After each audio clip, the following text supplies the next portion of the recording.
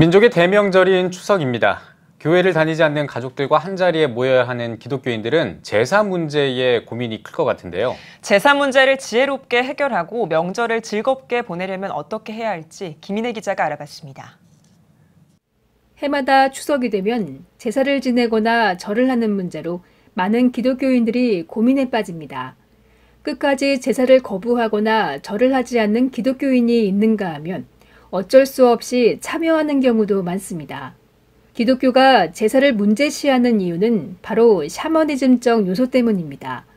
조상의 위패를 모시고 절을 하는 행위는 효의식보다 죽은 자를 섬기고 복을 비는 종교적 행위라는 겁니다.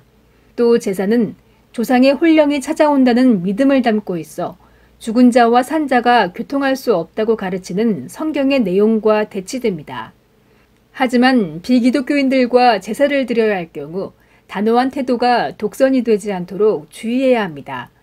절 대신 기도를 드리겠다는 용기 있는 자세는 중요하지만 제사를 이유로 가족 모임을 피하거나 온 가족이 참여하는 제사 준비에 소홀히 한다면 복음 전파의 기회도 막히기 때문입니다.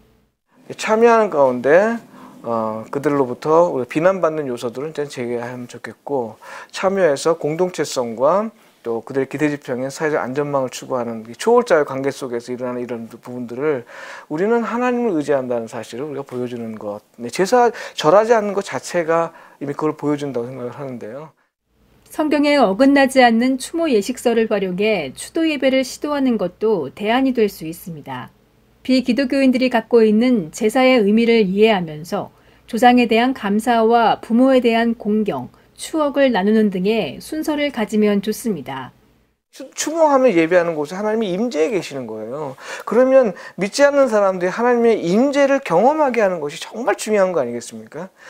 그렇기 때문에 예배가 시작하기 전이라도 분명히 그들이 함께 공동체성과 고인에 대한 기억을 되새길 수 있는 시간을 허락해서 하는 것이 좋겠다. 뿐만 아니라 이번 추석 연휴가 주일까지 이어지는 만큼 교회는 제사 여부를 신앙의 성패로 단정짓는 극단적인 태도보다 가족 봉음화라는 궁극적인 목적을 위해 성도들이 지혜로운 선택을 할 수 있도록 이해시키는 자세도 필요합니다.